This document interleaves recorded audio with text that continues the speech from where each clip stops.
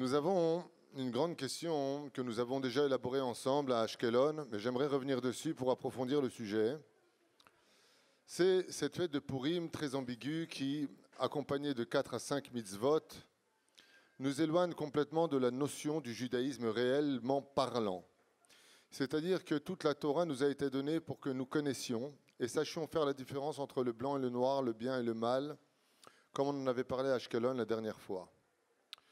Ce qu'il y a de très important et curieux à retenir, c'est que selon le Harizal, contrairement au Maharal de Prague, la fête de Purim est une fête exceptionnelle. C'est une fête qui rappelle un événement qui eut lieu à la fin donc, du deuxième temple, après l'expulsion de Nebuzradan des Juifs d'Israël partis en Babylonie, puis ensuite ils descendront vers la Perse pour remontrer plus tard, après Purim, avec Ezra et Nehemia, reconstruire le Beth Amikdash sur l'ordre de Hordos et d'Ariavesh. Tov. Masheken Meod Manien, pour nous, notre fête ici présente, qui est considérée comme la fête du judaïsme, la fête la plus élevée, celle qui dépasse Shabbat, celle qui dépasse Yom Kippour, la fête de Purim. Alors, il est très curieux de constater que quand on lit la Megillat Esther, il n'y a rien de spécial dans cette Megillah, si ce n'est qu'une histoire de couple entre Ahashverosh et Vashti, qu'il y ait une histoire de couple entre Mordechai et Esther, entre Haman et sa femme dans l'histoire, Zeresh, et puis Besopho celle d'avoir, Vena Forchou, tout s'est renversé, le décret d'Haman cesse, et puis voilà que c'est les Juifs qui l'emportent. Alors pour une histoire comme cela, comme le dit le Rambam, que la Megillat Esther est d'une telle Kedusha qu'il serait digne de reposer à côté d'un Sefer Torah.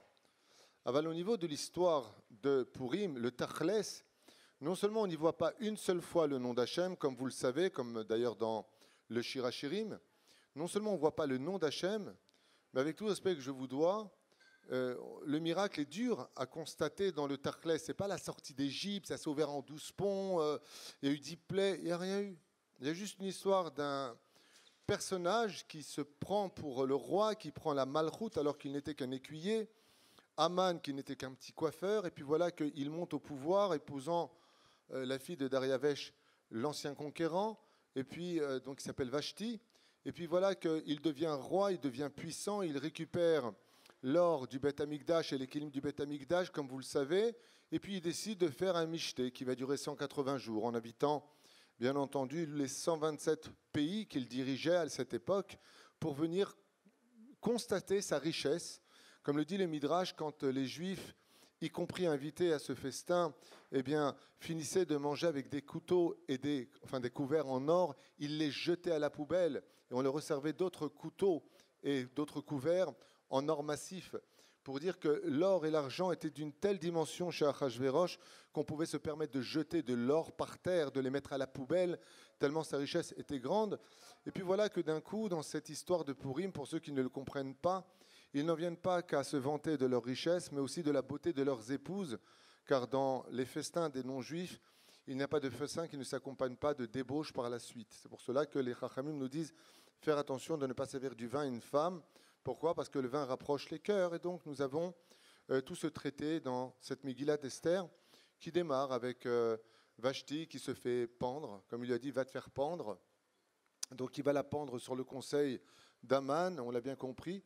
Et puis voilà que Esther, avec ses 76 ans, qui ressemble un peu à un extraterrestre, un peu verte comme ça, vient et puis trouve grâce aux yeux d'Achashverosh, vous l'avez bien compris. Et puis une fois qu'il tombe fou amoureux d'elle, Atratia Malchut Nitenlar, je suis prêt à te donner la moitié de mon royaume. Et puis voilà que commence toute une histoire très sympathique, où le roi, l'empereur de Kippat HaOlam du monde, décide d'exterminer tous les juifs, toutes les juives. Il le demande, il cherche qui pourrait le faire parce qu'il a un intérêt personnel à cette destruction. Il sait que celui qui prendra la place sur le trône sera un juif, c'est ce qu'il a vu dans les constellations. Puis voilà qu'à la fin de l'histoire de Purim, il réalise que Esther est juive et que l'enfant que portait Esther n'est autre que son propre fils. Donc il réalise qu'il n'a plus à vouloir devenir antisémite puisque c'est son propre fils qui prendra en fin de compte le pouvoir sur le trône. Bon alors il a pris sa tabarat, comme on dit, le tampon du roi, et puis il l'a donné à Mordechai pour annuler les décrets. Quand on lit la Megillat Esther, alors c'est vrai qu'il n'y a pas le nom d'Hachem, C'est vrai que cette histoire, on la connaît par cœur. Vous pouvez la lire en français, en anglais, en chinois, en ce que vous voulez. Mais le Tachles, où est-ce qu'est le miracle? Est-ce qu'on n'a jamais vu des situations Vena Aforu? Après la Shoah que nous avons subie malheureusement, nos parents, nos grands-parents, est-ce qu'il n'y a pas eu un retournement de situation? Est-ce que l'État d'Israël n'est pas une réponse miraculeuse à une extermination de millions de Juifs? Où est le miracle dans la Megillat Esther qui pourrait sauter à nos yeux comme étant Me'al HaTeva, un miracle qui est au-dessus du miracle? C'est-à-dire quoi? Eh bien, on aurait lu dans la Megillat Esther, regarde ce qui s'est passé, dans les 127 pays, ils sont restés pendant 48 heures sans bouger, sans aller aux toilettes, sans pouvoir manger, sans pouvoir boire, et là on a pu en profiter. C'est un événement qui est miraculeux. Mais dans le Tachles, tu donnes cette histoire à un psychiatre non juif. Il va commencer la Megillat Esther, il va te dire, ok, c'est un beau roman, ça me rappelle Dynastie, Dallas, l'Elef El-Fav Dalim, Amour, Gloire et Moche, enfin tout ce que tu veux, quoi. Mais Efo Anes. Alors on te dit, tu veux savoir où est le Nes? Vena Aforu. On n'avait aucune chance de s'en sortir parce qu'on était tous les Juifs réunis dans les 127 pays. Et combien de fois on a vu de pogroms s'abattre sur le peuple d'Israël? Au sage de nous expliquer, chers amis, quelque chose de fondamental. Et c'est sur ça que j'aimerais lancer, pour le temps que nous avons, le sujet d'aujourd'hui. C'est l'histoire de Amalek, l'histoire de Haman, l'histoire de Hitler. Ce personnage ambigu qui justement a voulu montrer que le directeur du monde, c'est la nature. Le directeur du monde, c'est celui qui prévoit des plans contre Dieu. C'est celui qui est capable de dire, plus j'ai de soldats, plus j'ai d'armes, plus je peux vaincre. Et nous répondons à tout cela.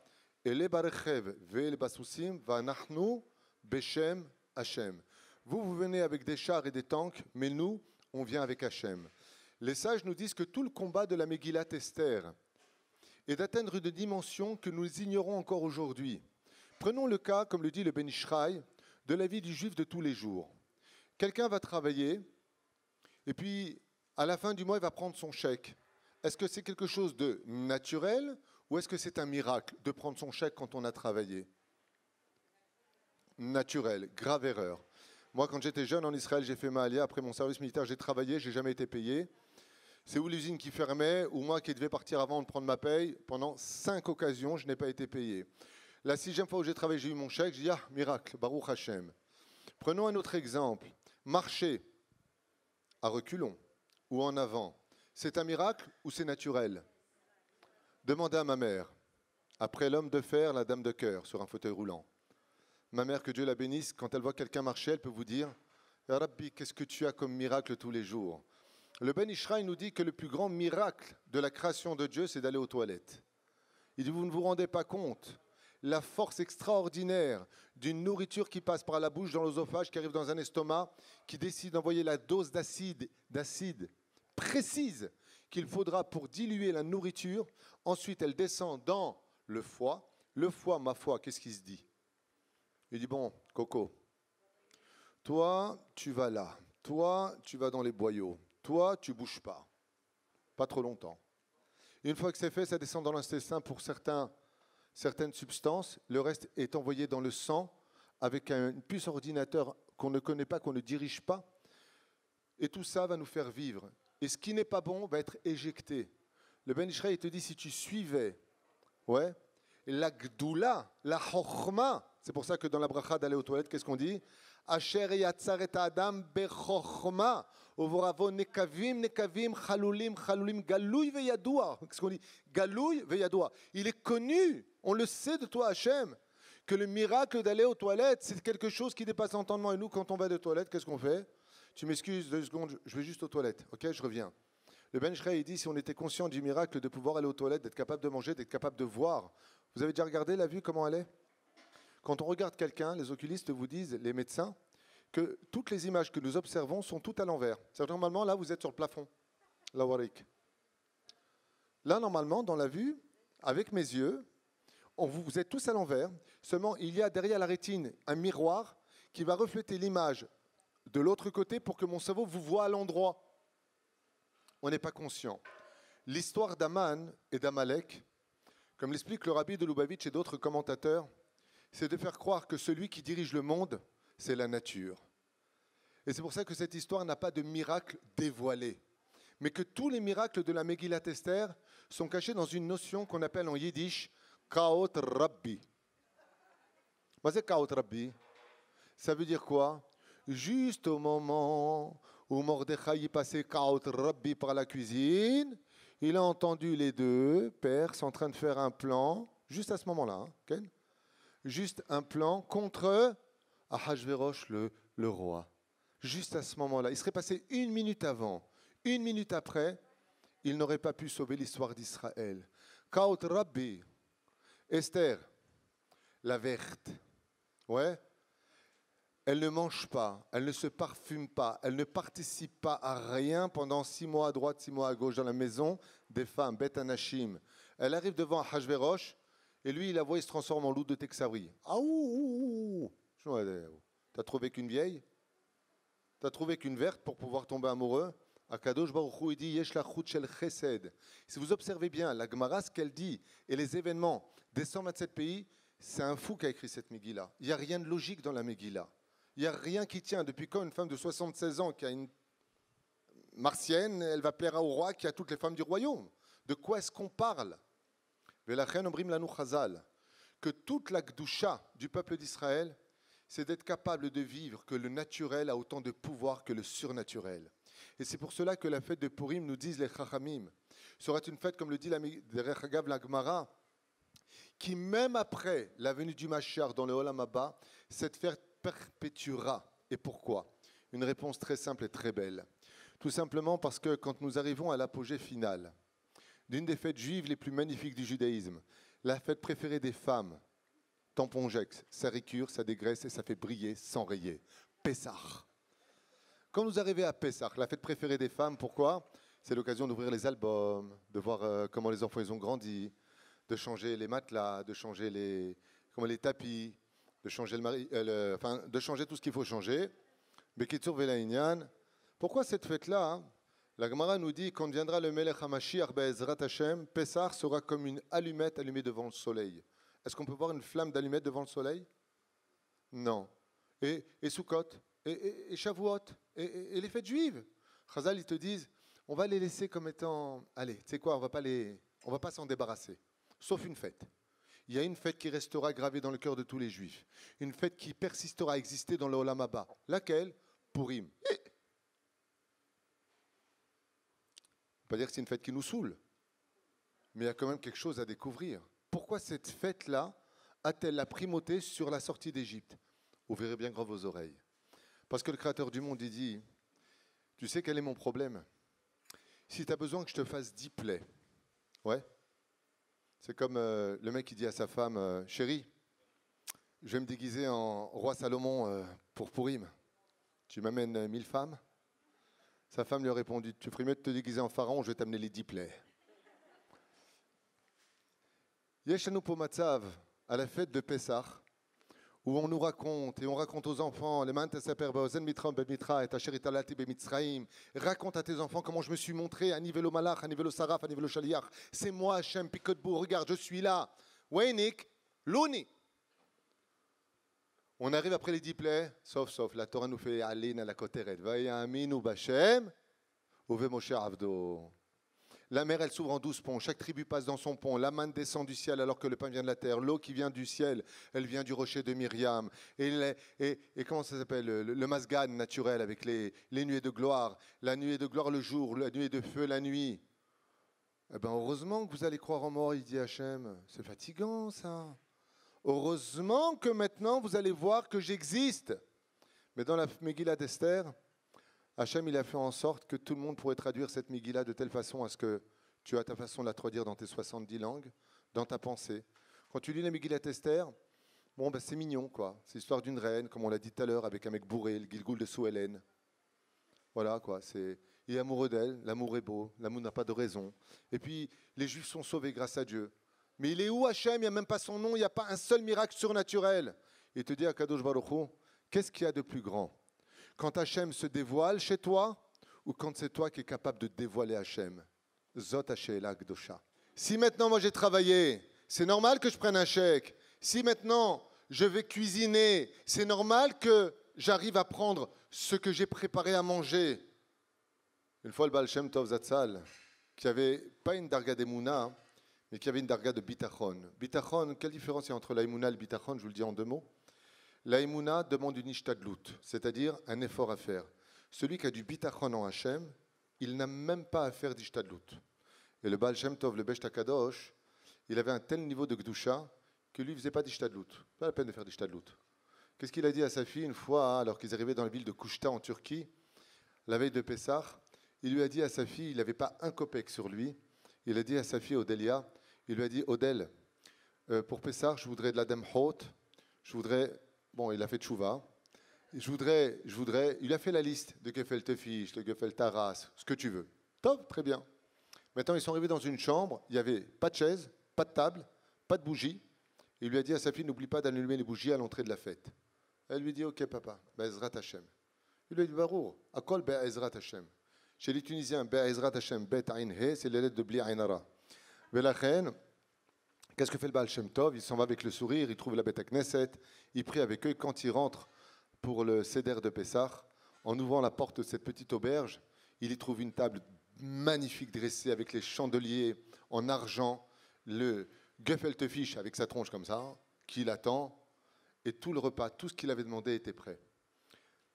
Tov, le Baal Shem Tov, sans perdre de temps, fait le kidouche, il lève son verre, et voilà qu'il commence à Gada de Pessah, il finit avec le Birkat Hamazon, le Hallel, Shir HaShirim, et sa fille lui dit, ah bah, tu me demandes pas Il a regardé comme ça et lui a dit, qu'est-ce que je te demande? Il lui a dit, tu me demandes pas comment c'est possible que tu sois parti à la Beth Knesset et qu'en si peu de temps tout a été mis, tu t'intéresses pas? Le Baal Shem Tov lui a répondu à sa fille, il lui a dit, Odel, mi zacha. Il lui dit quoi? Il lui a dit, mi zacha. Qui est celui qui a eu le mérite? Il lui dit, je vais t'expliquer. Il y a un monsieur qui est venu chapeau blanc et bottes de cuir, il a tapé à la porte. Dès que tu es parti à la Beth Knesset, il a dit, est-ce que c'est ici que le Besh Takadosh, le Baal Shem Tov, est arrivé à Kouchta en Turquie? Il a dit, Nechon, c'est là qu'il loge. Il dit, mais vous n'avez rien pour Pessah. Alors il a ordonné immédiatement d'apporter toute la liste du Baal Shem Tov et de mettre la table. Et donc la fille du Baal Shem Tov lui explique, Odel, et lui dit, voilà ce qui s'est passé. C'est comme ça que tu as tout eu. Le Baal Shem Tov, il lui dit, Tov, comment c'est Tov? C'est der Azuzach Baruch Hashem. Il n'a pas fini sa phrase.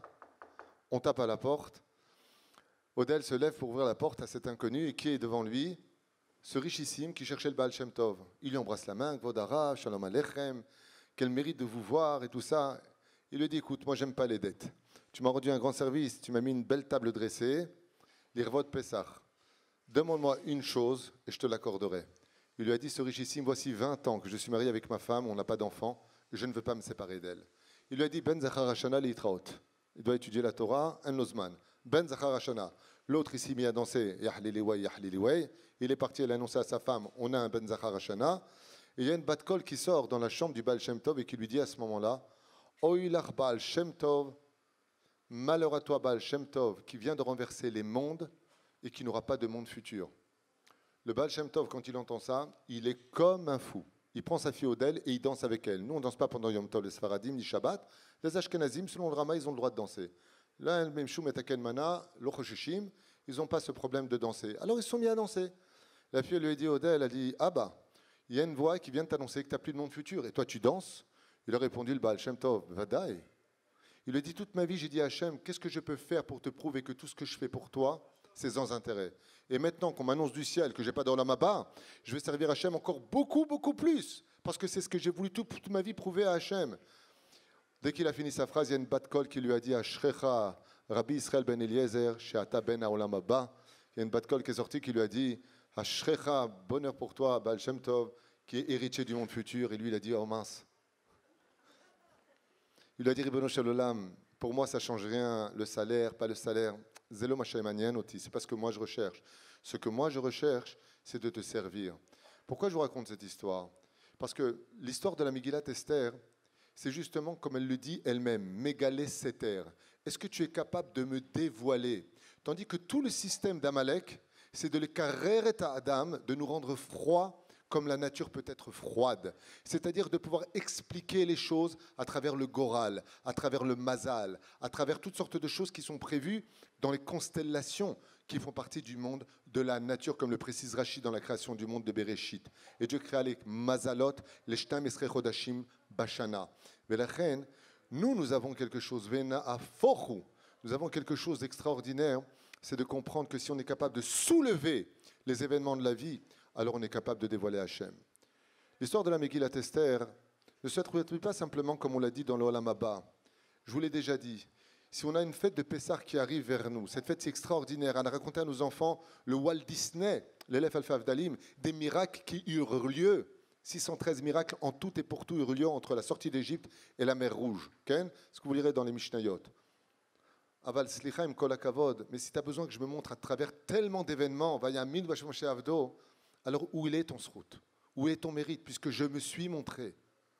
Aval, quand tu es capable de rentrer dans une fête où il n'y a pas le nom d'Hachem, où il n'y a pas de miracle au-dessus de nature. Vena Fochou, on a parlé tout à l'heure de combien de guerres, combien de combats eu lieu. C'est inexplicable. Alors où est le miracle?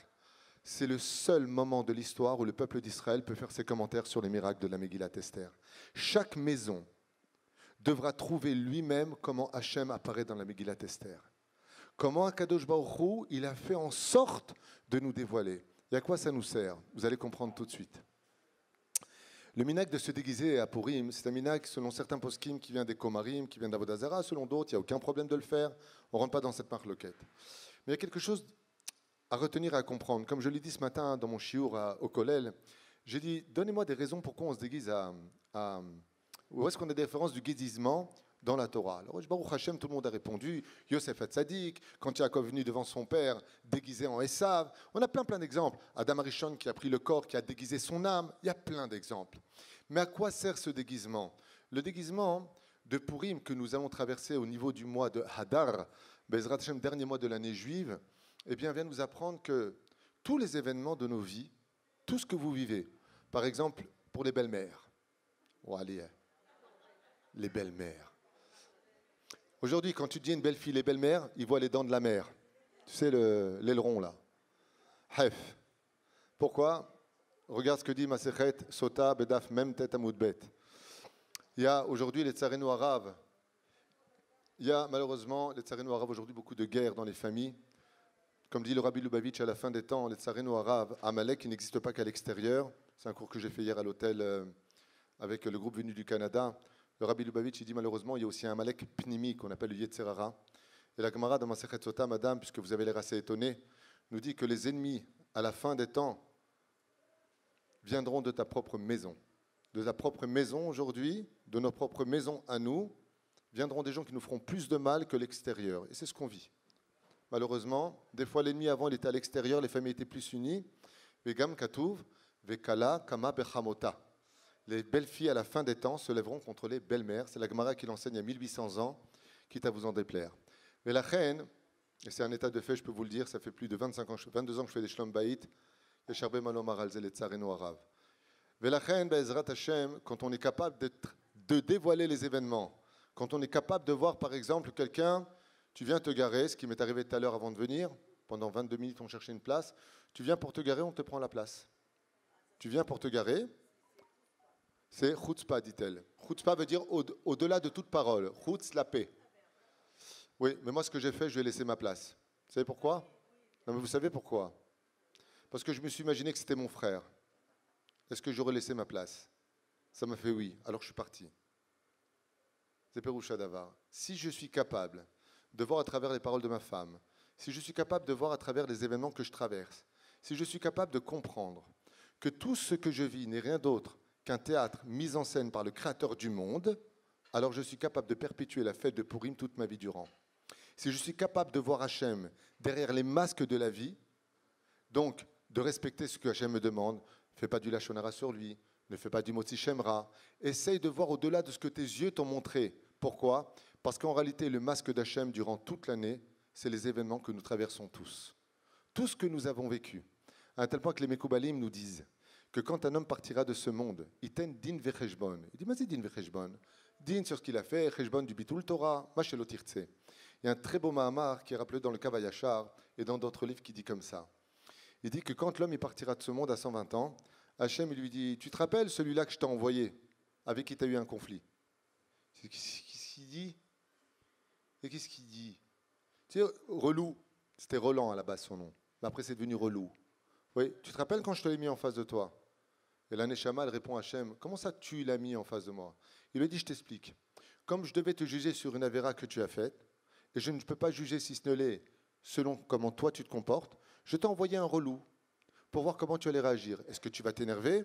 Est-ce que tu vas le juger avec bienveillance? Ou est-ce que tu vas l'insulter? Ou est-ce que tu vas lever la main? Il a dit, tu vois cet événement de cet homme que je t'ai mis en face de toi, si tu avais été capable de comprendre la fête de Purim, tu aurais été capable que lui n'était que le masque de mes plans à moi. Et toute cette notion-là, c'est exactement le masque du Créateur du monde. C'est pour ça qu'Hachem ne figure pas dans la Megillat Esther. Parce qu'en réalité, Hachem se cache derrière Aman. Mefo ze Katuv, Timche et Zecher Amalek mitachat Hashamaim. Lama mitachat Hashamaim? Veme'allo, et au-dessus, non. Il te dit, Hachem, tu ne peux pas, parce que celui qui tient Aman au-dessus, c'est moi. Az mitachat. Mais Masha Taroé, de ce que tu vois, tu dois agir. Mais de ce que tu ne vois pas, c'est moi qui agis. La Gemara pose la question, d'ailleurs, elle dit, qui est l'homme au monde qui a réussi à faire teshuva à tout le peuple d'Israël? Une fois, j'ai posé cette question à un enfant, il m'a dit le Rabbi Lubavitch. J'ai trouvé ça très mignon. Aval, Shoalim Rabotenu Alem Shalom, qui fut l'homme qui réussit à... Qui? Excellente réponse. Hamina Etz, Etzadat Tovara, Yafé Maot Giveret. La Gemara pose la question, elle dit, qui est l'homme qui a réussi à ramener tout le peuple d'Israël à une teshuva? Vaïta la Yehudim ora vesimcha vesasson veikar veklu vekiblu vekimo Yehudim. Qui est celui qui a provoqué ça? Le tachlès de l'histoire. Qui on remercie nous? Aman. Lama. Zelo beseder. Amer lecha kadosh baruch hu, parce que Aman, le mal et le bien, ne sont rien d'autre que des masques que moi je mets sur moi. C'est pour ça que si vous ne comprenez pas avec le bien, je viendrai vous réveiller. Comment on dit réveiller en hébreu? Aer. Retournez les lettres, retournez le masque. Ra. Ra, si vous inversez les lettres Rechaïn, ça devient Aer, qui veut dire réveille-toi. Taziz et Taïnanim, parce que moi, ton créateur, je me cache derrière. Si tu ne comprends pas avec la bonté que je t'apporte, le fait de te donner de la respiration, de te donner des choses qui paraissent à tes yeux naturelles. Par exemple, vous recevez le gaz, Nachon a payé. L'Arnona, la plus grande arnaque du monde. L'Arnona, quelqu'un m'a posé, c'est quoi l'Arnona? Je lui dis, c'est quand tu respires chez toi de l'air, tu payes. C'est pas une blague. Et attention, je lui dis, fais attention, hein, plus c'est grand, à 2 mètres carrés, même si tu respires pas là-bas, tu payes quand même au mois.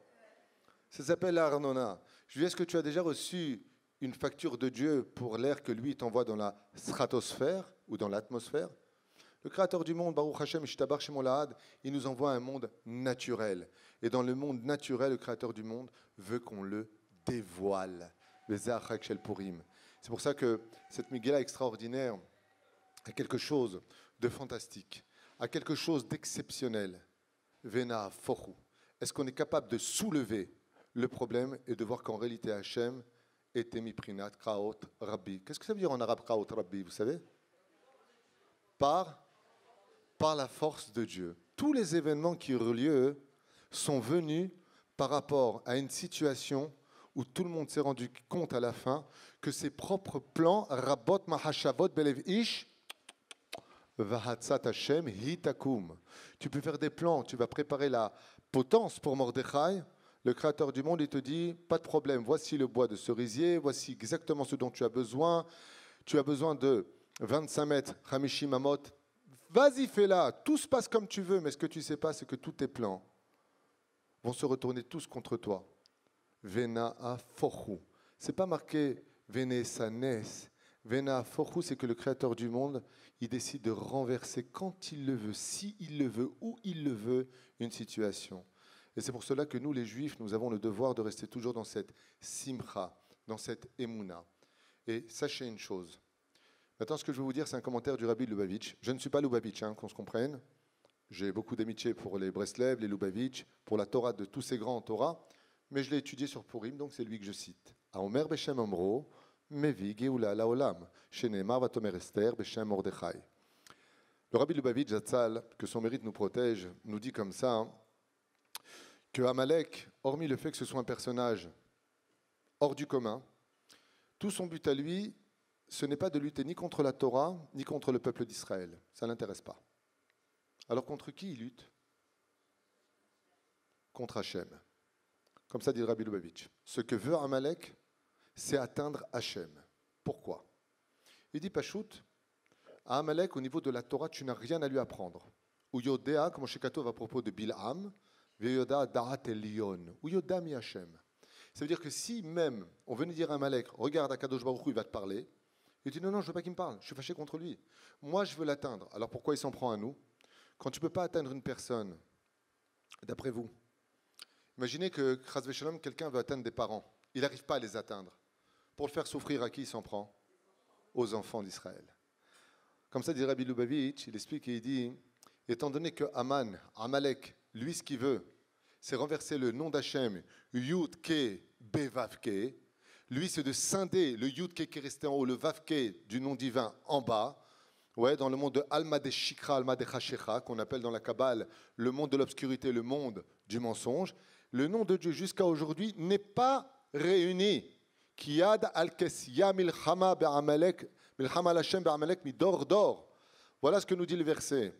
Belachem, le créateur du monde, nous dit qu'il y a un problème avec Amalek. Son but à lui, c'est de nous séparer. J'ai une question pour un champion. Vous avez des buzz? Vous êtes prête, madame? Je vous sens gonna fine. Pas spécialement. Quelle humilité. Sheila. Dans quelle mitzvah des 613 mitzvot voyons-nous que le tétragramme s'installe tout de suite chez eux? Dans quelle mitzvah des 613 mitzvot le nom d'Hachem descend tout de suite Beshlimuto? Non. Hein? Les korbanot? Non. Les? Pas mal, ça se rapproche. On a posé une fois à une matronita, Rabbi Yosef ben Khalafta, nous dit le Midrash. Bema'osek Hashem biyad me'az briyat ha'olam. Qu'est-ce que fait Hashem depuis qu'il a créé le monde? Le monde suit un système naturel. Mahloket Rambam, Rabbi Yehuda Levi. Il dit qu'est-ce qu'il fait Hashem? Il a répondu une chose qui a choqué la Goya. Il a dit Mezaveg Zevugim. Ouais, Valérie pour David. Il a prévu comme ça, il a eu Barbatruk. On se retrouve. Moi je suis de Jérusalem, elle est d'Ashdod. Et Dieu il a fait en sorte que Bat Zevugit yé Bedarki Atov, que moi je puisse la rencontrer. Bat Plonit le Ben Ploni. Elle lui dit mais je ne comprends pas une chose. Je ne comprends pas. C'est ça le plan d'Hachem. Si c'est ça, c'est facile. Elle a pris 1000 esclaves, 1000 servantes, tac, tac, tac, tac, tac. Le lendemain, il me fait le coup ginet. Chacun est venu blessé, chacun est venu. Elle a dit, il n'y a pas comme le Dieu d'Israël. Le Midrash continue de nous apprendre quelque chose d'extraordinaire. Il nous dit que les élèves de Rabbi Yosef ben Khalafta lui ont dit, Ota, Gerashta Bekash. Ça veut dire que tu leur as répondu avec de la paille. Mais Béhémet, pourquoi Hachem, écoutez bien, pourquoi Hachem, de toutes les mitzvot de la Torah, celle sur laquelle il est constamment concentré, c'est de marier les couples. Tout simplement parce que la Gemara dans Masechet Yevamot, Samerbet Amoud Aleph nous dit, Amoud Bet, pardon. Zug shezacha, shrina, shruya, benehem. Veim lo zacha, shrene, shruna, benehem. Comme ça dit la Gemara. Un couple, quand ils savent s'aimer, quand ils savent se respecter, quand ils savent s'honorer, quand ils savent se réunir dans la Gdusha, tout de suite la shrina. Et quand on parle de shrina, on parle de Yudke ou de Vavke ou de Yudke Vavke? Yudke Vavke. C'est pour ça qu'on dit dans la Gemara, quand un homme et une femme se réunissent, c'est Yud chez l'homme, He chez la femme. Et le Vav He, il est où? Il est où? Si vous dites, oui, mais il est où le Vavke? Normalement, quand on apporte la Ketouba, je viens de faire un mariage juste avant de venir ici à Ashdod, j'ai montré ça au Khatan et à la Kala. Le mot Ketouba, normalement dans son origine, devrait s'appeler Ktav. Mais on a rajouté 2 lettres. Ketouba, Vavke. Ce qui fait que quand on apporte la Ketouba sous la choupa, entre l'homme et la femme qui s'unissent, et la Ketouba qui vient les unir, nous avons Yud Kevavke. Étant donné qu'aujourd'hui nous sommes arrivés à la fin des temps, la génération du Melech HaMashiach, j'ai une question à vous poser. D'après vous, si la mitzvah numéro 1 du judaïsme qui réunit la Shechina, selon les Mekoubalim, papa c'est le Yud, maman c'est le He, le garçon c'est le Vav, et la fille c'est le He. Dans la Gemara, l'Omeshane. Quand on a cette union,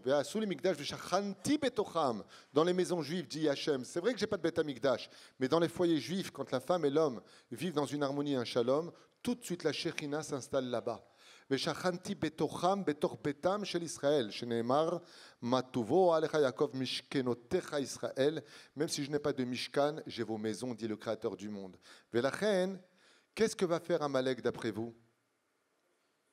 Dans la dernière génération ou dans la Megillat Esther, sur quoi, dans toute l'histoire cachée de cette Megillah, nous voyons Amalek intervenir?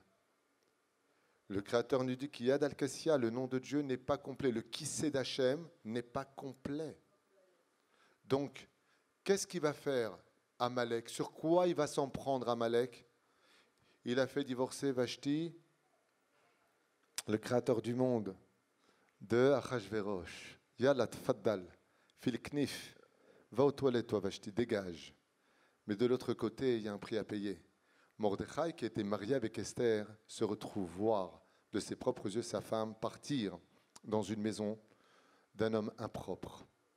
Si vous observez bien, c'est pareil pour Zeresh et Aman. Il n'y a que des couples. Et à la fin des temps, d'après vous, dans quelle mitzvah Amalek va-t-il s'en prendre le plus, pour séparer le nom d'Hachem? Exactement. Dans les Shlom Bayit. Pourquoi il y a tellement de divorces dans notre génération? Il y a beaucoup de mariages grâce à Dieu. Beaucoup. J'en ai jusqu'à fin août. Mais de l'autre côté, si vous allez au Beddin, on te prend rendez-vous, on dit revenez dans 3 mois. Hazve Shalom. Pourquoi nos grands-parents ne divorçaient pas? Avec 9 enfants, sans pampers, sans machine à laver. Et ils ne divorçaient pas. Pourquoi nous, on en est dans une telle situation? Le rabbi, il dit, parce que toute la force d'Amalek aujourd'hui, c'est les balbel et ta psychologia chez l'armée Israël. De rentrer dans la pensée du peuple d'Israël, de les karer otomi bifnim et de le rendre fou de l'intérieur. C'est le Amalek apnimi chez Ba'adam. Alors armez-vous un peu de patience, comme ça nous dit le Rabbi Lubavitch dans son livre à propos de Purim. Tibane vetikonem. Torah tasrim asbira bemilim kessia meromezet bepeulot ashlilit shel Amalek ou mechase ou mastir. Que Amalek, en réalité, le mot kes, c'est pas simplement la moitié du mot trône divin, mais qui vient du mot qui souille. Ça veut dire qu'il va recouvrir quelque chose en nous. Et la Milchama d'Amalek, il dit comme ça, à propos du peuple d'Israël, ou qui vient chol chelek misham shem avaya baruchu bechol yehudi mishchunat haneshama elokit. En deux mots, ce que dit le Rabbi Lubavitch, c'est que dans chaque juif, nous avons nous-mêmes le yud kevavke. Comment? C'est très simple. Si vous observez comment on est fait, nous, au niveau physique, c'est-à-dire comment on est fait physiquement, on est constamment composé du chiffre 26. Vous êtes prêts? Pour composer une boîte crânienne, combien il faut de plaques? 26. Une colonne vertébrale, de l'occiput jusqu'au coccyx? 26. Combien j'ai de côtes? 13. Si j'en ai 26, je suis un mutant. 13 et 13, 26. Pour créer une main, combien j'ai d'os? Et un pied? 26. Ve'adam ou anefesh. Dans le livre de Vaikra, on nous apprend que le sang de l'homme, c'est son âme. Comment on appelle la carte d'identité du sang de façon internationale? ADN, Adenut. Le Créateur du monde vit en nous. Les Mekoubalim, ils ne disent pas que ça. Le Yud Kevavke vit en nous. Où est le Yud? Regardez, je vais faire comme ça. Où est le Yud? La tête, le He, les bras, le Vav, le tronc, les jambes, He. Yud Kevavke. Il dit toute la Melchama Pnimit, en réalité, c'est de séparer le Yud Kevavke de notre intériorité. Yud Ke va se séparer de Vavke. Comment c'est possible? Le Rabbi, je vous fais ça en 2 mots. Il dit c'est pas shoot. Le Yud Ke représente la Neshama du juif. Sheneemar, Chelek Elokam Ima'al Mamash. C'est une âme qui vient du Très-Haut, d'Hachem lui-même. Ok. Et le Vavke, c'est où? Il est tombé dans la matière. C'est le corps. Ce que va faire Amalek, il va provoquer un désarroi entre l'âme et le corps. Il va provoquer que le corps et l'âme, comme dit d'ailleurs Rabbi Nachman de Breslev dans l'Écoutez Moharan, il dit que la personne, quand est-ce qu'elle est triste? Quand sa neshama, basé bien entendu sur aussi le Mesilat Yesharim, lui-même qui le rapporte, le Ramchal Akadosh, qui dit que la neshama ne veut rien de ce monde. Tout ce monde, il est futile pour elle parce qu'elle vient d'un monde tellement élevé. Mais il dit par contre, le corps, lui, qu'est-ce qu'il veut? Il veut neina. Il veut les belles femmes, les belles vacances, les bons restaurants, les belles voitures. Il veut profiter de ce monde. C'est ce qu'il dit? Qui y voit? Oui, on est d'accord. Elle voit avec ses yeux, mais on doit voir avec notre âme. Donc, qu'est-ce qu'il dit le Rabbi Lubavitch en 2 mots? Il dit, le problème, c'est que Amalek va créer un divorce entre l'âme et le corps. Et qu'est-ce qu'il va instaurer dans la vie de l'homme? Des rôles à jouer. C'est-à-dire que le Rabbi Lubavitch nous met en garde et dit, fais très attention, ne joue pas au religieux, ne joue pas à l'intellectuel, ne joue pas à des rôles qui ne sont pas toi. Car si tu n'as pas le naturel en toi, qu'est-ce que va faire Amalek? Il va éloigner ton âme de ton corps, tu vas vivre en divorce intérieur, un mal de vivre inexplicable, et donc automatiquement, tu deviendras toi-même Amalek. Ça veut dire quoi, Hasve Shalom? Ça veut dire que tu ne seras pas capable d'aimer les autres parce que tu ne t'aimes pas. Qui t'aime pas? Ton âme est fâchée contre ton corps. Il dit c'est le travail intérieur d'Amalek. Des gens qui vont mal psychologiquement, mais carré roto. Ce qui fait que comme quelqu'un m'a raconté récemment, sans faire de kitrouk, Hasve Shalom, de quelqu'un, une femme a raconté comme ça qu'elle en a marre avec son mari. Pourquoi? Parce que ce serait quelqu'un de très religieux, un grand chazan, mais il se lève que quand on le paye pour venir faire une bar mitzvah ou autre chose. Alors je lui ai dit, dis à ton mari de venir me voir. Il est venu me voir au bureau.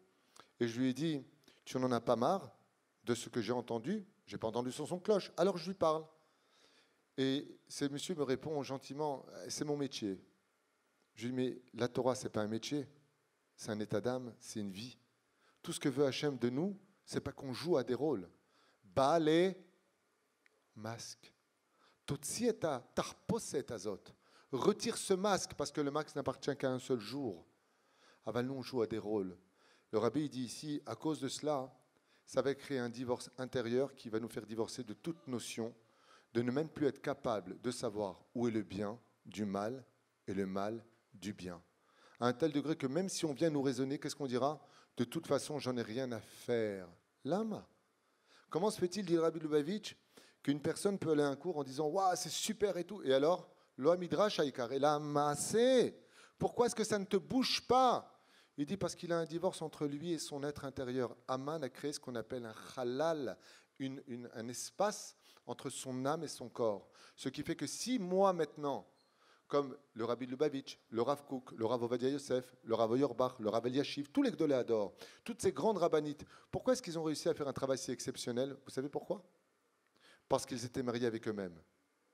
Parce qu'ils ont réussi à ce que leur corps et leur âme vivent quelque chose d'intense, de rempli de coordination, d'amour. Chez Neymar, Vaishlach et yado, vaikach ta machelet.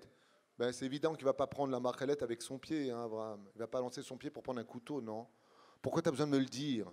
La Ramim, ils nous disent pour nous dire que le corps d'Abraham était en parfaite coordination avec son âme. Alors il pouvait aimer tout le monde. Quand tu es capable de vivre un équilibre personnel et que tu ne laisses pas Aman diriger ta vie intérieure, que tu ne laisses pas ce vide, Hamina etz tov vara, nous dit la Gemara, alors automatiquement, tu deviendras équilibré. Et plus que ça, le Rabbi nous dit, tu seras capable de voir Hachem derrière chaque événement. Mais ceux qui ne sont pas capables au niveau de l'âme, qui, elle, voit tout, de voir derrière chaque événement, quoi, c'est comme ça que tu me fais, tu vois ce que je vais te faire. Je vais te déchirer, je vais te faire ceci, je vais te faire cela. Il dit, Lema d'avoir domé. Il dit, c'est comme un facteur qui apporte une lettre de la police à une personne ou du juge. Qu'est-ce qu'il dit, mec? Il voit la lettre, vous êtes convoqué au tribunal. Il lui dit au facteur, je vais te déchirer, toi. Toi, attends, mais je vais te crever sur place. Si c'est un Tunisien, la haine, je vais t'arracher tes yeux. Le facteur, il dit, excuse-moi, Habibi, moi je suis venu t'apporter une lettre, je ne suis pas venu pour plus que ça. Il dit, c'est toute la différence, Rabbi Lubavitch. Il te dit, si tu es capable de voir avec ton âme ce qui est en face de toi, alors tu seras capable de découvrir tous les secrets de la vie. Dieu il dit, si tu es capable de mettre ton œil dans mon œil, tu verras la Géoula et les prétextes de toute ta vie s'effondrer. C'est pour ça que tous les grands de la Torah, quand tu venais les voir, ils étaient toujours sereins. Les Rav de Tunisie, d'Algérie, du Maroc, tu venais les voir, ils étaient apaisants, reposants. Et quand tu leur disais, moi je me rappelle quand j'ai fait tchouva avec mon Rav Rabbi Moshe Ederi à la Vachalom, je lui ai dit, vous savez, je fais beaucoup d'avérotes. Il m'a regardé comme ça, il m'a dit, il faut être un professionnel pour faire des avérotes. Comment c'est possible? La Gemara nous dit, pire que ça encore. Kol aposel, bemoumo posel. Tout celui qui trouve des défauts chez l'autre, c'est parce qu'il a chez lui ses défauts. Mais les tzadikim, quand tu viens les voir, moi je me rappelle, j'étais même pas Shomer Shabbat sans rappeler mes Averot. Ouais. Comment il m'appelait mon rave? Tzadik. Je dis Tzadik. Pendant Shabbat, je sors un paquet de Marlboro Light. J'étais au régime à l'époque. Et je lui tends une cigarette. Je ne savais même pas que c'était interdit de fumer le Shabbat. Je ne savais pas, on ne m'avait pas appris ça. Et je lui tends une cigarette. Qu'est-ce qui m'a sorti? Non, mon fils, je ne fume pas. Je lui dis, vous êtes sûr? Vous voulez autre chose? Je vous fais un café, un espresso? Il m'a dit non, ça va. J'ai besoin de rien. Et Rzir au Tibitchouva, pourquoi? Parce que lui, il s'aimait. Parce que lui se respectait. Parce qu'il n'avait aucun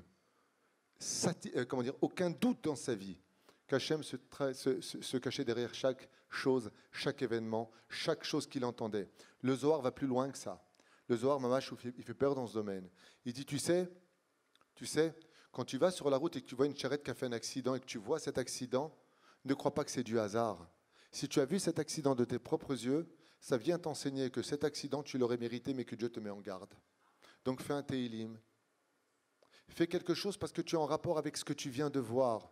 Et nous, qu'est-ce qu'on fait? Oh, les pauvres, oh, ils n'ont pas eu de chance. Si Zelonachon. Le Zohar HaKadosh étudie tout ce qui vient à tes oreilles, tout ce que tes yeux observent, c'est parce que tu as un lien et une raison. Je me rappelle qu'une fois, il y a un Hassid qui était en train d'étudier, en train de parler, il s'attardait à venir à un cours de Torah qu'il devait donner. Il s'arrêtait avec une personne, il commence à parler un petit peu des dernières charrettes, de la bourse, de l'époque, certaines choses. Et il y a deux goys qui étaient juste à côté avec 2 bouteilles de vin, et l'un il dit à l'autre, t'as pas l'impression qu'on est en train de brûler notre temps? Le chassid, il s'arrête, il dit, excuse-moi, je dois partir. Mais qu'est-ce que t'as? On est en train de parler. Il lui dit, Dieu m'a envoyé 2 goys pour me faire comprendre que je suis en train de perdre mon temps. C'est-à-dire 2 goys qui étaient en train de parler, rien à voir avec lui, il ne les connaissait pas. Il lui a dit, t'as pas l'impression qu'on est en train de brûler notre temps? Et c'est ce qu'il lui a répondu. Il lui a dit, tu vois, eux quand ils ont parlé à côté, si ça ne nous concernait pas, j'aurais fait en sorte qu'on n'a pas besoin de les entendre. Mais maintenant que je les ai entendus, ouais, c'est que ça me concerne. Zeperoucha Davar, nous dit le Rabbi Lubavitch Alav Shalom, de l'importance d'être capable de découvrir que dans la nature se cache le plus grand miracle de l'histoire juive, beaucoup plus élevé que la fête de Pessah, où Dieu est obligé de faire bas les masques. Voilà, c'est moi. Voilà, je ne suis pas un envoyé. Je ne vous ai pas envoyé qui que ce soit, c'est moi-même. Regardez les miracles, parlez-en. Mais pourquoi? Il dit parce que c'est un échec pour moi. Parce que si vous arrivez à El Emouna, alors que je me suis dévoilé, où est votre mérite à vous de ne pas m'avoir découvert? Il n'y a pas plus que ça au monde, que dans la vie Bisiata d'Ishmaïa, nous soyons capables de découvrir que dans chacune de nos pensées, c'est comme dans les couples, au Darav, le couple comme ça, je dis, comment vous êtes rencontrés? À chaque fois je fais ça, j'adore, c'est mes questions, ils le savent. Ils arrivent au bureau, avec la ketouba, je dis, comment vous êtes rencontrés? Alors mon cousin, il m'a dit, écoute, je viens avec une copine, on va aller là-bas, si tu veux, on te dépose. Oui. Et ben, en déposant, on s'est regardé, nanana, et alors, ben, après, elle m'a donné son numéro de téléphone, je l'ai perdu. Et Kraut Rabbi, je m'en suis rendu compte qu'il était dans mon portefeuille. 1 an plus tard, je l'ai appelée. Elle est venue, Kraut Rabbi, elle était à Lyon. Et Kraut Rabbi, on s'est dit, I love you, tekero, tiamo, ishli bedish. Et maintenant, on est devant vous. Je lui dis donc, c'est le cousin qui vous a unis? Il m'a dit, ben oui, c'est grâce au cousin. Je lui dis, il manque quelque chose. Normalement, quand je demande à un couple comment vous êtes rencontrés, il doit être capable de répondre. Akadosh Baruch Hu simenanu et aderer. C'est le Créateur du monde qui nous a amenés à nous rencontrer. Quand tu prends un travail, ouais, et que tu donnes une super idée au travail, et que ton patron il te dit, tu sais quoi, je te nomme chef. Tu sais quand est-ce que ça a été décidé, cette décision de devenir chef d'équipe dans le travail? Au mois d'avril, au mois de mai. Vous savez quand ça a été décidé? À Rosh Hashanah. Tu n'as rien fait de spécial. Juste que ton Créateur a été capable de te dire, depuis Rosh Hashanah, je vais t'envoyer, dit le Rabbi Lubavitch, l'idée à donner pour telle date, tel jour, telle heure. Et toi, qu'est-ce que tu fais? Tu rentres à la maison, dent à la dent d'acier, tu arrives devant le miroir et tu fais, Wallah, je suis trop fort. C'est fort de quoi, Yatikoujik? Alma Tahazak. Et quand tu te fais virer, pourquoi tu dis pas, je suis trop fort? Zelonachon. La reine, la fête de Purim restera pour nous quelque chose de gravé dans nos cœurs, dans tout ce que tu comprends, dans tout ce que tu rencontres. Bechol derachecha dahehu. Vezevena fochu dahehu. Le Créateur du monde, il nous dit, Addeloyada, Ben Baruch Mordechai Laruraman. Car l'homme, il doit comprendre que sur tous les chemins de sa vie, il a Kadosh Baruch Hu qui l'attend. Mais la façon d'y arriver, nous dit ici le Rabbi, Amalek t'empêche d'être toi-même. Toute ta vie, tu vas jouer à des rôles. Les Tunisiennes, par exemple. les Tunisiennes. À l'époque de ma mère jeune, elles étaient toutes brunes. Ils ont lancé Dynastie, toutes blondes. Et c'est des fausses. Je dis à ma mère, maman, c'est d'où cette couleur blonde? Elle m'a dit, mou, Dynastie. On joue des rôles. Vous avez remarqué que dans les commandements qui nous ont été donnés, il y a marqué, tu ne feras pas d'avodazara. Comment est appelé la avodazara dans le texte de la Torah? Comment le mot avodazara est-il utilisé? Lo ta'aselecha ma secha. Ma secha. Tu ne feras pas un masque. Ne joue pas des rôles, c'est considéré comme de l'avodazara. Mais c'est plus que ça. Comment on appelle un écran en hébreu? Massach. Les Chachamim nous disent depuis que les télévisions existent, depuis que tous ces appareils existent, le Satan il est parti au chômage. Parce que derrière se cache un Amalek extraordinaire. Et vous savez ce qu'il va faire? Il va vous faire jouer des rôles. Tiens, je vais jouer au rôle du religieux, je vais jouer au rôle du Chiloni, je vais jouer au rôle de Steve Austin, c'est à l'époque. Je vais jouer au rôle de je ne sais pas qui, pas quoi. Je vais jouer à un rôle. Mais est-ce que tu as joué à ton propre rôle? Les Balei Chassidim nous disent que quand une femme et un homme partiront de ce monde, on ne leur demandera jamais est-ce que tu as été Moshe Rabbeinu, Rabbi Shimon Bar Yochai ou le Hari Akadosh. Une question te sera posée. Est-ce que tu as été toi-même? Vous vous rendez compte ce qu'il dit ici le Rabbi? Le Rabbi dans son livre il dit que la fête de Purim, c'est d'arriver à nous moquer de ce que Amalek a fait de nous, des gens qui devions jouer à un rôle. Et étant donné qu'aujourd'hui notre propre rôle, c'est de découvrir quoi par exemple? Allez, je vais vous dire quelque chose de dur. Vous êtes prêtes? Ouais. Très dur. Vous avez remarqué aujourd'hui... Non, je vous la fais en question. Quelle est la raison principale pour laquelle nous ne sommes pas heureux dans cette génération? Est-ce que vous le savez? Ce n'est pas que mon opinion, c'est l'opinion des rabbinim, des psychiatres et des psychologues, même non juifs. Ils ont tous donné la même réponse après une étude sur le sujet de la tristesse de cette génération. Vous savez pourquoi? Qui peut me dire?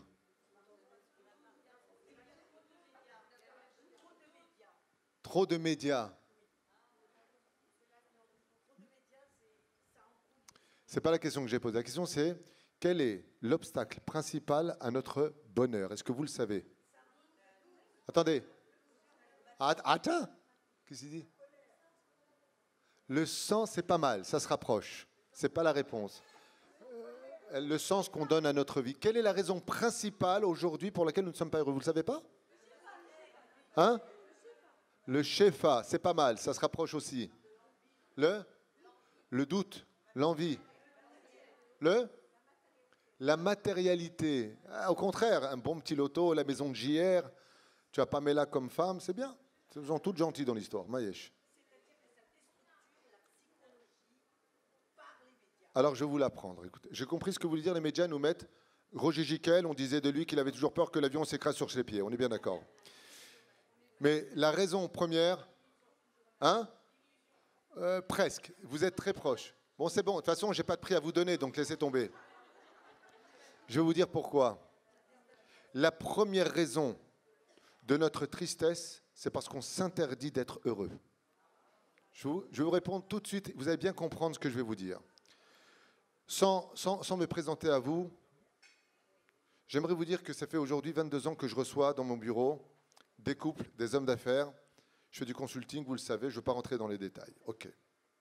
Quand je vois les gens qui rentrent me voir, Wallah, je crois que c'est Tchabéaf chez eux. Le mec qui rentre, Béhémet, on dirait Droupi, tu sais, avec le drapeau. I'm happy. Alors, allez, velo alechem, je vous demande pardon pour les phrases employées, ça va vous choquer.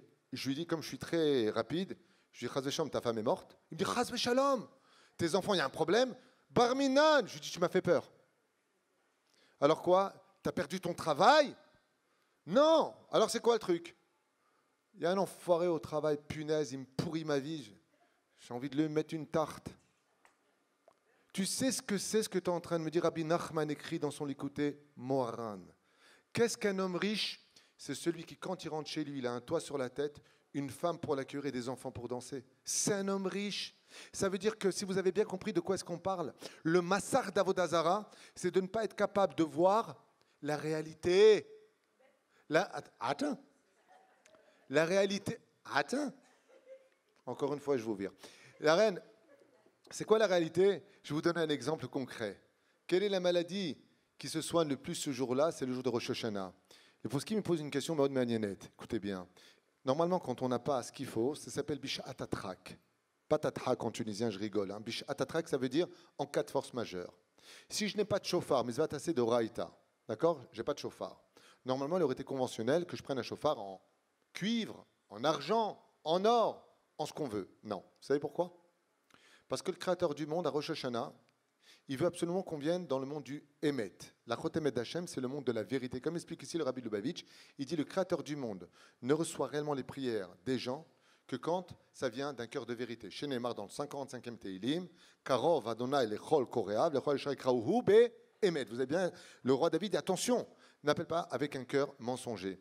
Quand tu écoutes les gens et qu'ils se tapent la jambe, et ils sont tristes, ils font, dit le Rabbi Lubavitch, des amalgames de la vie.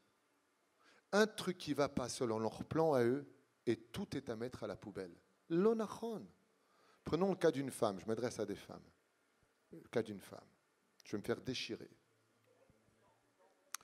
Chérie, j'ai pas de chaussures.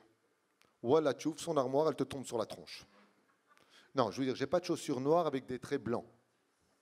C'est-à-dire que le tachlès de l'histoire, quand tu écoutes les gens parler, par exemple, il y en a qui viennent me voir qu'on fait leur alia. Rav Tutu, j'ai fait ma alia, vous avez fait un cours Alia Wakbar. Il serait temps de monter en Israël. Je m'en sors pas, c'est une catastrophe. Alors moi, je l'écoute, je dis punaise, le mec, il n'a pas mangé pendant 3 jours, là, c'est pas possible. Et je lui dis, t'as mangé hier? Il me regarde comme un abruti, il me dit, bah oui. Je sais pas, à t'écouter, je crois que t'as pas mangé depuis 3 jours. Non, mais c'est vachement dur. Je dis, Nachon, Israël s'acquiert par la souffrance, t'es pas au courant? Israël s'acquiert par. Mais à part ça, ça va, t'as un toit? Oui, Baruch Hashem. Ah, j'ai eu peur. Je crois que tu vivais sous un pont quand tu es rentré. Le rabbi il explique ici, il dit Zé Amalek. Amalek qui t'empêche de vivre la réalité de ce monde. Amalek qui t'empêche de vivre le soleil qui brille au-dessus de toi. Amalek qui t'empêche quoi? Écoutez bien. 4 fois dans l'histoire, Amalek devra apparaître. Quand on est sorti d'Égypte, pour sortir de la galoute, Amalek nous a attaqués. Quand on est rentré en Eretz Israël, Amalek nous a attaqués. Quand on est installé en Israël, le premier roi d'Israël, le roi Shaoul, Amalek nous a attaqués. Et la 4e, c'est pour la fin des temps. Vous avez remarqué que dès qu'on devient une nation, dès qu'on revient en Eretz Israël, Amalek nous a attaqués. Je parlais la dernière fois, j'avais expliqué pourquoi est-ce que Hitler, on est certain qu'il fait partie de la descendance d'Amalek? Parce qu'il y avait eu la première alia. Souvent on pose la question, est-ce que Israël est né de la Shoah? La réponse est pas du tout. Mais pas du tout. Mais pas du tout.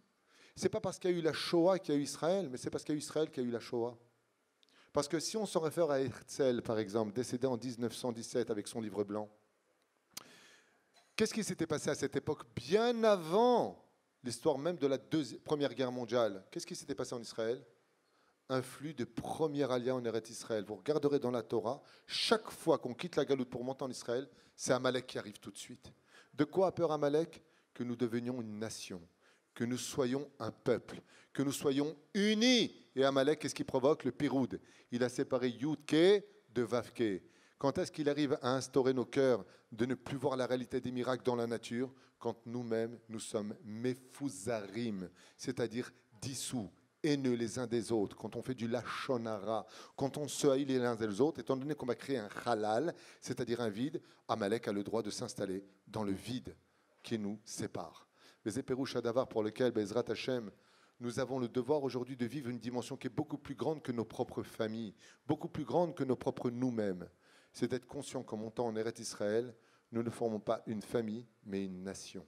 Et ça, c'est ce qui dérange le plus la notion d'Amalek. Si vous observez bien, je finirai avec un dernier Mahamar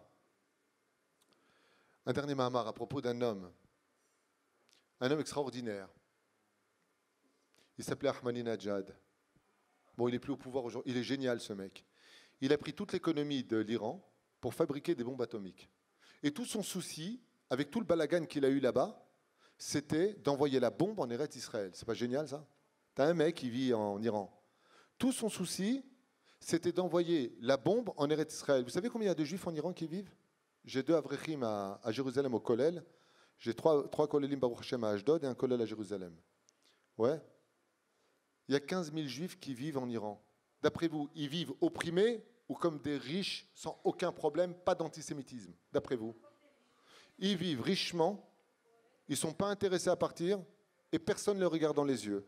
C'est un Avraire qui vient d'Iran qui me l'a raconté. Il m'a dit, on vit très très bien en Iran, nous, hein, pas de problème.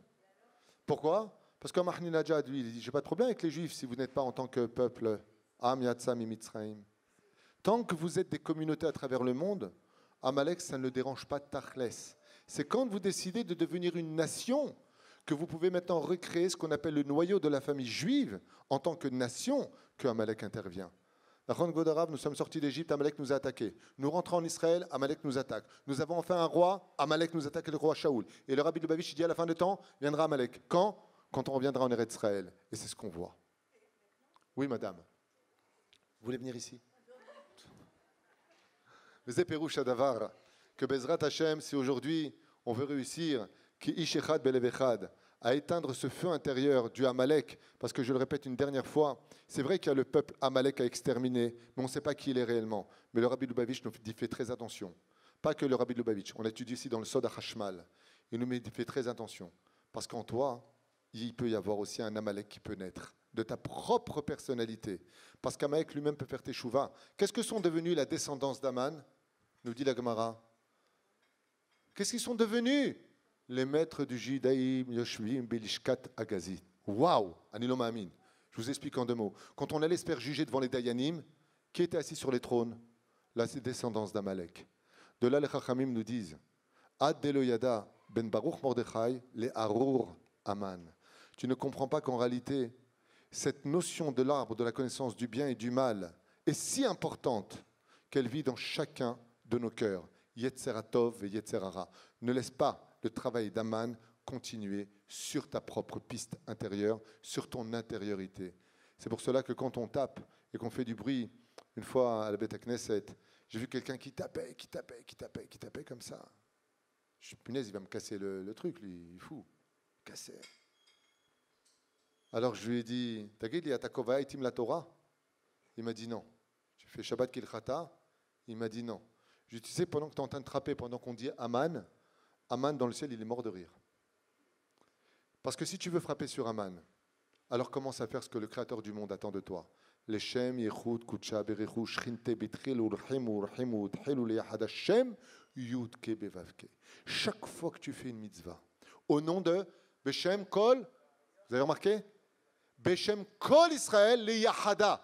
Tu ne peux pas dire que le nom de Dieu s'unit tant que tu n'as pas fait la mitzvah au nom de tout ton peuple.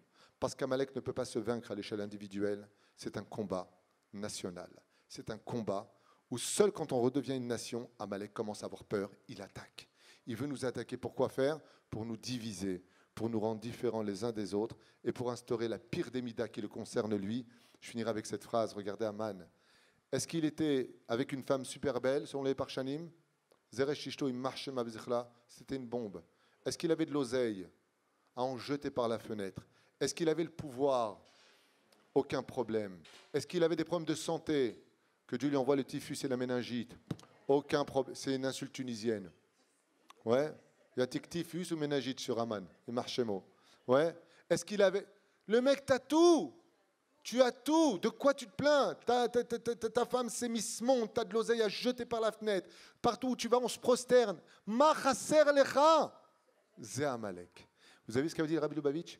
Le Rabbi nous met en garde, il nous dit, regarde, Amalek quand il s'installe, c'est celui qui voit tout le temps le verre à moitié vide, constamment. Ça va pas, alors tout, rien ne va. Aman, il avait tout qui allait bien. Il avait tout, il avait le pouvoir, tout ce qu'il disait, on disait Allahu Akbar. Où est ton problème? Oui, mais il y a un juif. Quoi? Il y a un juif sur terre qui ne se prosterne pas? Alors toute ma vie ne vaut rien. C'est ça, Amalek. Et le Rabbi Lubavitch, il dit, Amalek, aujourd'hui, dans son livre, un chef-d'œuvre. Il écrit ici, il s'est installé dans la psychologie de l'homme. La plus grande maladie de cette génération, premier métier au monde qui gagne le plus d'argent, psychologue. Pourquoi? Pourquoi psychologie? Qu'est-ce que tu as? Pourquoi tu fais tout le temps la tronche? Pourquoi tu n'es pas bien? Pourquoi tu as toujours un mal de vivre? Pourquoi tu danses jamais? Pourquoi tu dis jamais c'est super? Pourquoi tout est... Stop! C'est comme l'autre, la pauvre, elle a fait des pâtes à son mari, elle lui a dit à son mari, chérie, c'est vrai que ça commence bien, chérie, qu'est-ce que tu veux manger ce soir? Il lui a dit, tu sais quoi? Fais-moi une petite maccabi bien fraîche comme ça et des pâtes à la bolognaise. Elle lui a dit, alaï. Il lui a dit, non, aux oignons. Tov l'homme échané. Le soir, on arrive comme ça à la maison. J'étais à côté de lui, et alors sa femme le sert avec les belles boulettes de viande, comme ça, dans les pâtes. C'est bon les pâtes à la bolognaise, franchement. C'est bon. Al-haq. Ouais. La femme, elle attend, et elle le sert. Lui, la bière, elle est fraîche. Lui, il dit, ouais, ça va, c'est bon. Bon, à la fin, elle s'assoit, elle nous dit, bon, elles sont bonnes les pâtes. Vous savez qu'à Alpi Halakha, on ne peut pas dire à une femme kol hakavod avant que le mari le dise. C'est considéré comme de la drague. Donc j'attendais. Qu'est-ce qui lui a sorti? Bah, c'est des pâtes. La Hassidoute nous apprend quelque chose de phénoménal. Rabbi Nachman, il dit, chez les Goïms, on a le proverbe qui dit, il ne faut pas regarder le verre à moitié vide. Nous, on dit, il faut regarder le verre à moitié plein. Rabbi Nachman, il dit, c'est une insulte au Créateur de dire que le verre est à moitié plein. Parce que dans la Torah, le verre est toujours plein. Parce que même le vide fait partie de la plénitude de ce qui te reste dans ton verre. C'est un enseignement de Rabbi Nachman.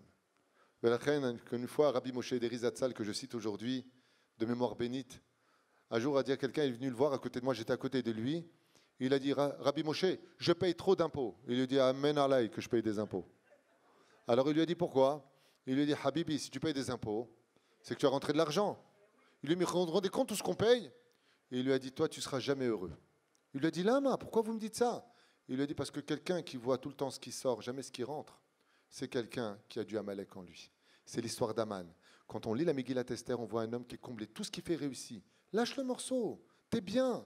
Non, Aman, c'est celui qui s'installe dans le vide de la vie de l'homme, qui est capable de créer alors qu'il a une femme, des enfants, que Baruch Hashem, la femme, elle est mariée. Parce que c'est combien de femmes appellent, vous n'avez pas un rabbin bogos, vous n'avez pas un khatan à me présenter. Combien de femmes vivent seules aujourd'hui? Combien de gens sont malheureux? Combien de gens sont handicapés? Combien de gens, j'étais avec quelqu'un tout à l'heure au téléphone, qui venait m'annoncer que sa femme vient de perdre la vue. Vous vous rendez compte ce que c'est marcher sans plus voir? Ça, c'est des raisons qui peuvent vraiment nous faire pleurer. Aval, nous, on fait attention à cela. Et c'est pour ça que je finirai avec le chauffard. Vous savez, tout à l'heure, je vous ai dit, pourquoi on ne prend pas un chauffard en plastique, en or, en bronze, en argent, en étain? Les Chachamim disent assour. On ne peut pas. Il faut prendre que le chauffard d'un animal, et que pour une seule raison, c'est que tout ce qui vient de l'homme est souvent fabriqué sous l'égide du mensonge. Souvent. Mais par contre, lui, quand un animal, il pleure, ouais, c'est parce qu'il a les crocs du loup ou du lion dans sa gorge. Il sait qu'il va mourir. Alors, il pleure. C'est pour ça que le jour de Rosh Hashanah, on prend la corde d'un animal. Parce que l'animal, lui, par contre, en aucun cas, ne se met de masque dans sa vie. L'animal vit une vie naturelle. Il est sincère.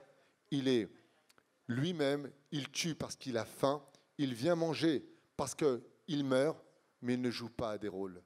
Et c'est pour cela, Bezrat Hashem, que je vous souhaite avec ce très très beau pourim, en remerciant l'organisation Baruch Hashem de Hidabrut, que Akadosh Baruch Hu vous ouvre les portes de la réussite, de divulguer la Torah partout où vous allez, de retenir ce message extraordinaire, c'est de vous faire une psychanalyse pour enfin devenir nous vous-même, parce que le Rabbi Fini dit ici, il est impossible qu'un homme trouve le bonheur dans ce monde s'il n'a pas fait le shalom entre son âme et son corps. Sinon, c'est Amalek qui s'y installera.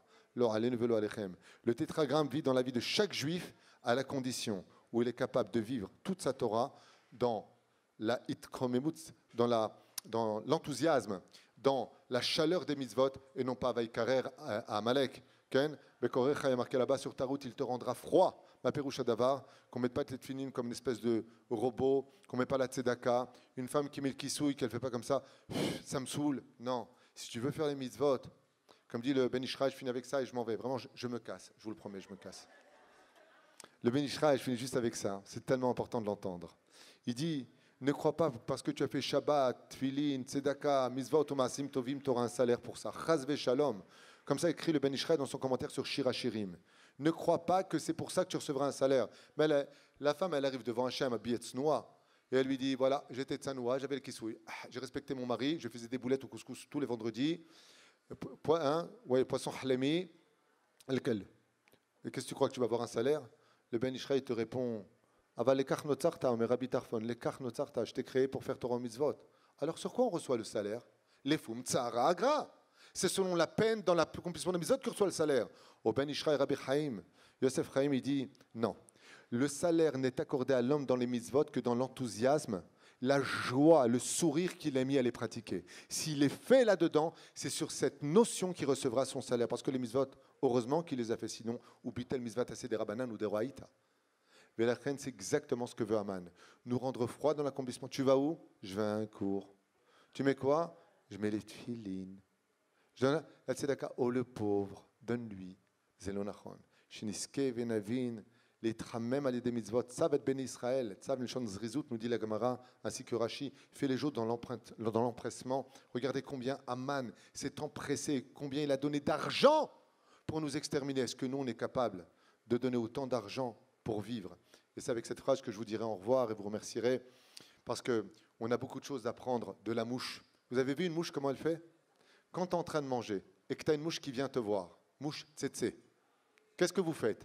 Au début, vous êtes calme. Vous avez remarqué?